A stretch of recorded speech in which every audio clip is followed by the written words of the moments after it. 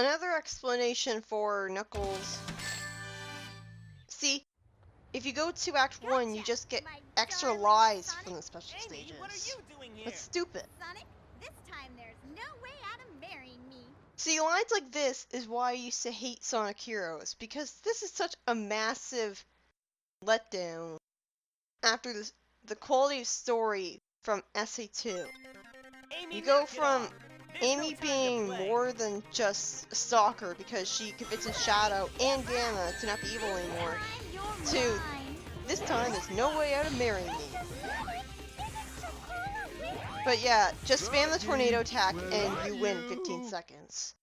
If you don't know that you can do that, the character battles are a chaotic mess that are going to have you constantly getting knocked into the pit because the arena is too small. You can use the Team Blast, but I'm not really sure what it does. I mean, Amy the, sure doesn't give the up that easy. opponents lose What is rings this place? and stuff. Sure is bright We here. got some time. Feeling lucky? This is a level that looks fantastic Okay, with let's its go. colors and everything, Time. but it's not exactly the best. The buildings It's not and exactly the roads are best to all play. part of a The pinball camera table. is too zoomed in, and it doesn't show you enough of the pinball table, so it doesn't really work for pinball. And another thing is the pinball controls terribly. You feel like you're pushing through invisible syrup when you're moving left and right, because you move so stiffly to the left and to the right. You want your character to move further than he actually does. And sometimes he'll go in a completely different direction than you were pressing. Another thing is, it's not like regular pinball where you can reliably hold the A button to have the pinball flipper be raised, and so you can have your character slowly move down to the tip of the pinball that's raised, and then you can just make the flipper move, and that'll guarantee that you'll get sent upwards. It's not really that simple. So the pinball is entirely luck-based, and that really sucks because it's mandatory to deal with it to progress through the level. The pinball is single-handedly the reason why this is one of the worst levels in the game, if not the worst, because you actually get used to the zone coming after this. But this level is always miserable time, no matter what zone you are in. It's all because of the pinball. If it controlled well, it'd be great, and that's a frustrating thing because I could very easily imagine it controlling well. It just doesn't. This is why they don't have pinball levels in 3D Sonic. Some of the bumpers give you rings, but only later on in the level. Like the bumpers from Casino Night Zone that you land on them and they change color, and you have to land on them multiple times. Those squares. Later on in the level, they give you rings, but right now they don't. And that's only really a big... Yeah, you should probably rely on the triangle bumpers to get you over there easier. But yeah, later on, in Team Chaotix, it's going to be a lot more helpful getting rings. With my luck, I'm more likely to just lose all my rings from the slot machine, so using them is risky. This is a pretty creative platforming challenge, the stretchy dice. I like that because when they're too stretched out, you can't hit them, so you have to be careful. These things, you're better off using the Fire Dunk attack from Knuckles to damage them. Unless you're max level Sonic, then you can attack them. And these things are really annoying because they grab your partner, and if they grab all of your characters, then you actually get insta-killed. So these things are really intimidating, and I generally just use my Team Blast against them. But yeah, with the cuts that I mentioned earlier, basically, with the first half of some of the levels, like mainly of Team Sonic, I show off me playing it for the second time, going back to my, this is my first time, this footage. This is my first time going through this level. And this is showing off how difficult it is to figure out what you're supposed to do there. Because up until this point, I had never been expected to handle those pull things with something other than the power type. How was I supposed to know that suddenly you're able to pull on them with tails? And not to mention that you have to be you can have the B button on the screen and be pressing it, and it'll still not grab onto it. And it's hard to tell from this specific camera angle whether you should be pushing or pulling these things. It just feels like padding every time you're forced to deal with these things. Why are these switches even here in a Sonic game? I like the flip panels though. I like how they launch you really far. It's pretty satisfying punching them. I don't see the point of these cannons that you have to Leave it to me. wait on and mash the A button to individually launch every single character out of it. Because there are other cannons like in Ocean Palace that only launch you just by pressing the A button, and they're much faster. That's another thing you can do is, it's not just one character that's in the pinball table, it's all three of them. So you can switch your character while in the pinball, and you'll actually switch to one of your other partner characters that are really far away. And this can be used to save your life if the character you're controlling is falling into a pit. See, this is the kind of camera angle that they should have had for the pinball. Although it doesn't help you much because you still can't see all of the arena. At the end of this level and the next level, it's better to just fall. Just let yourself fall, because that's the only way that you're going to be able to progress. Going upwards doesn't actually send you to the goal, and that's very unintuitive. I mean, it's easier to progress by just falling, but still. See, I thought the level ended when I was talking about that. That just goes to show you how long the level lasts. Something's up there. I also like being able to homing attack onto spears and they launch you upwards. That's pretty nice. What's not nice though is this. Now all of a sudden I'm expected to fly up to a switch that I have to be really close to pressing B in order to grab onto it successfully.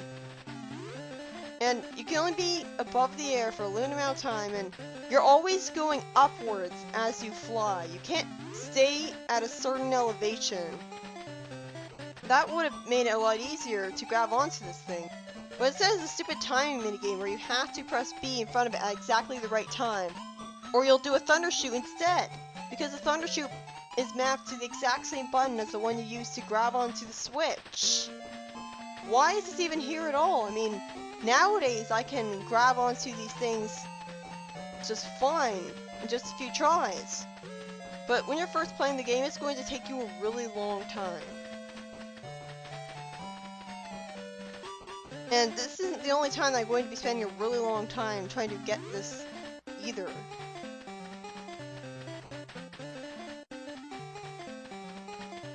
A lot of people have complained about the fact that your characters are constantly talking as you move through the level. Yeah, I had to pause Scum.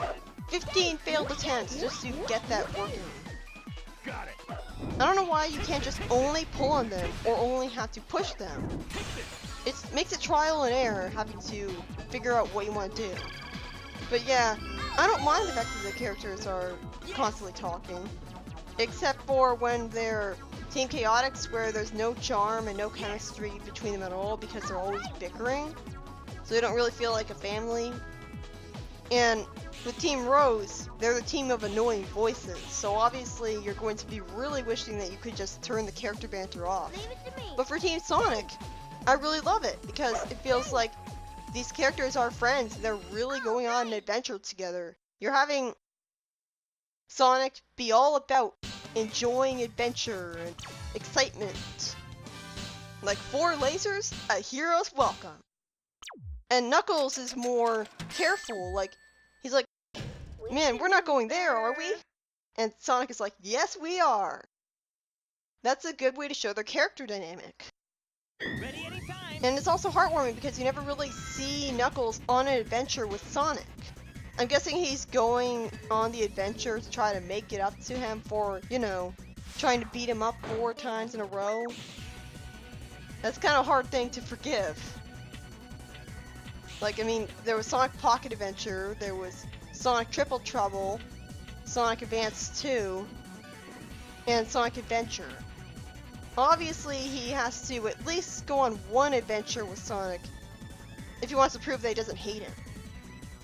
And to be fair, after Advance 2, he doesn't really act like a total traitor to him anymore, so that's good. Got it. I think it kind of overcomplicates the gameplay, having a power type have a flying ability. Leave them to me. Just like how you use the tornado attack as a speed type to fly up tornado poles. It seems like a flight ability, so Leave it to me. it seems confusing for first-time players to get used to. These dice are always going to be spinning, and sometimes you're going to have to hit switches to make them stop spinning. It's a creative puzzle.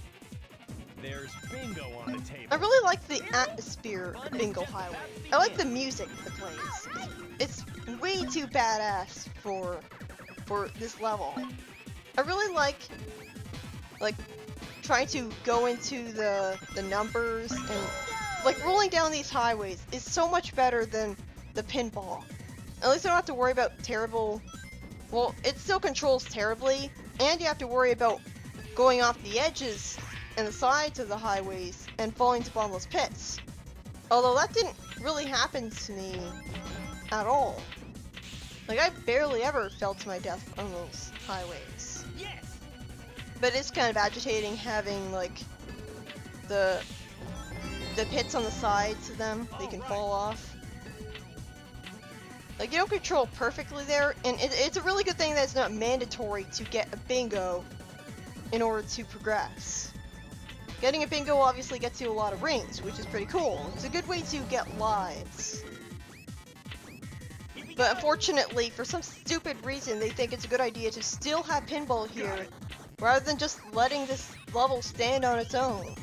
This could have been a good level if they didn't have, like, see, that's why the pinball holding flipper thing doesn't really work, because you slide down the flipper so fast that, and like, you'll stay on the top of it. You won't be at the edge of it. You'll slide down to the bottom of it so fast after you let go of the A button that you won't have time to, Here we go. like, take advantage of that classic pinball flipper strategy. There really is no strategy when it comes to the pinball. But yeah, this is a pretty badass theme. It sounds like something straight out of, like, Shadow the Hedgehog with the digital circuit and Mad Matrix levels. It doesn't really sound like something that's all cheery for Sonic Heroes. Like, in general, the soundtrack, it's nice, but it's not catchy enough. There are songs that you really grow to love. I love Ocean Palace's theme, and Frog Forest theme is so relaxing, and it really suits the atmosphere well. In general, the music suits the atmosphere well. The soundtrack isn't bad at all. Aside from Lost Jungle, which is not even music, for the most part, the soundtrack is pretty good. Although I hate We Can, the theme of Team Sonic, because it just sounds like some little children's Saturday morning cartoon. Like, even Sonic Heroes, the theme song of this game, that's literally just saying the title of the song and then some lyrics I can't remember, but I at least like the feeling of the happy singing. Like, even the theme Sonic Heroes, I like that theme more than We Can. Like, it's cheesy. It's a song that you like, you hear and you immediately know that's from this specific Sonic game. So it's like Night of the Wind in that respect. It's hard to enjoy it and, like, listen to it out of the context of the game it's playing in. A lot of people, like, say this game's cheesy, and I know I said it too, but honestly, I hate the word cheesy because it sounds like people are insulting a game or media for being sincere. Like, why is sincerity something that has been demonized in the media? Why is it that characters can't express genuine emotion and express a lot of emotion and take a situation that's happening to them seriously just because it's a fictional world? I mean, isn't that the point of establishing a fictional universe, is to get you invested in it? Well, like, why does everything have to be a self-destructive parody these days? Why can't anything be played straight, especially for a Sonic game, since if the argument is that it's for kids, then it definitely shouldn't be trying to parody itself, because who's that trying to appeal to? Kids are perfectly fine with something being played straight.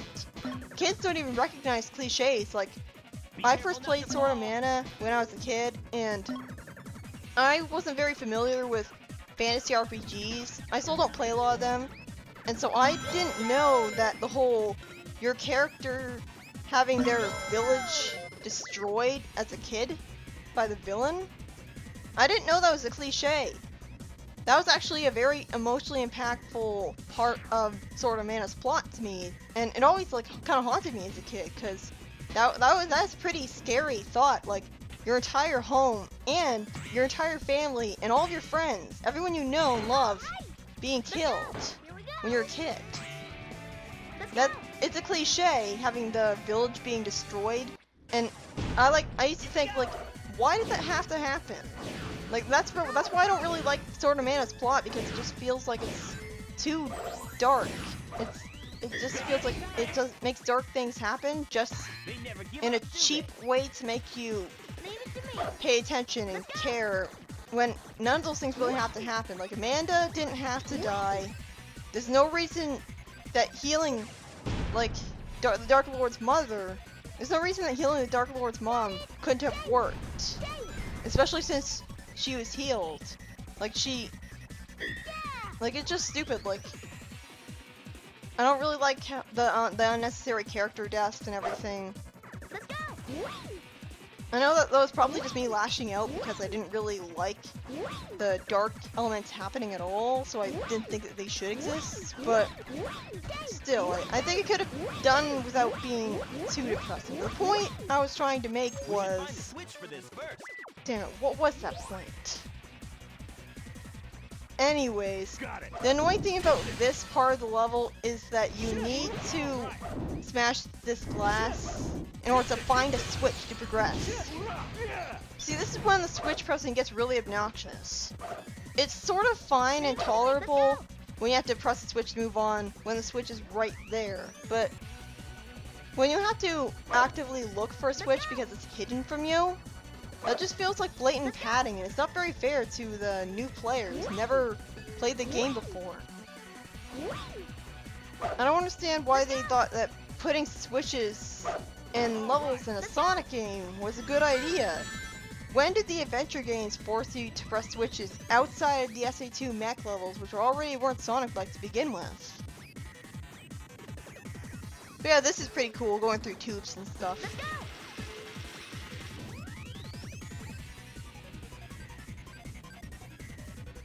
But yeah, this is definitely a better level than Casino Park. And this is music that I like to turn up the volume just to hear.